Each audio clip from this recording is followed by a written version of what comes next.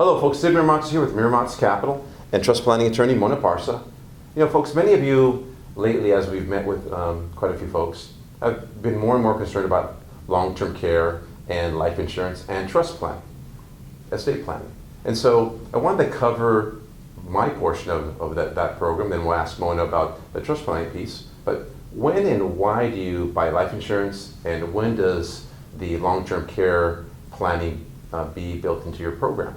Well, when you start planning your expenses for retirement, as we start going through your expenses, one thing we want to take a look at as we then, after transition to your debt planning, we want to make sure that your main focus of life insurance, if you haven't purchased life insurance already, our main focus of life insurance now is going to be to make sure that we buy, if we can afford it at the time, enough life insurance to eliminate all the debt for your heirs so that the home is paid off if there's a mortgage. So all the credit card debt or vehicles or anything else that may be outstanding out there is covered, so that if that's what your concerns are, to make sure you leave your wife or your husband with a clean slate, or your children, we want to make sure that life insurance is enough to cover and clear the decks for them and make it life easy and simple.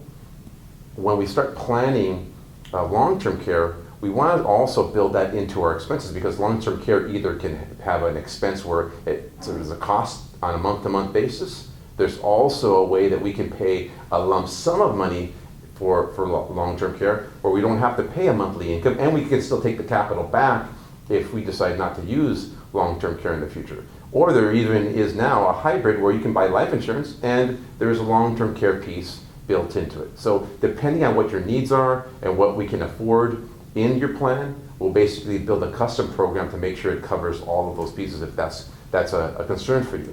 And then after those pieces are done, then we start taking a look at planning the estate plan and the trust plan and how that goes about. And that's Mona now. Please, Mona. Yeah, the trust is definitely goes hand in hand with everything that you're doing, because it's the trust that's now going to dictate what's going to happen to your assets when you pass away. And you want to do that because it's kind of like a will. I know you've all heard about a will, but a will is going to put your family through the probate process. That's a court process that your heirs will have to go through in order to access their inheritance when you pass away. Whereas when you have a living trust, your heirs do not have to go through court. They don't have to go in front of a judge. They don't even need an attorney to help them through that process. Probate takes a long time, many years sometimes. It's a very costly, it's a public proceeding. So all that information regarding your estate and who the beneficiaries are, that's all public information. But when you have a trust, it's private and it's immediate and there's no cost. So it's a huge difference. So you want to allow that, you want to give that gift for your heirs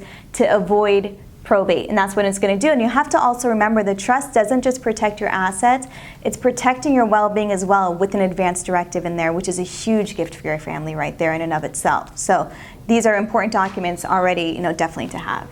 Thank you so much.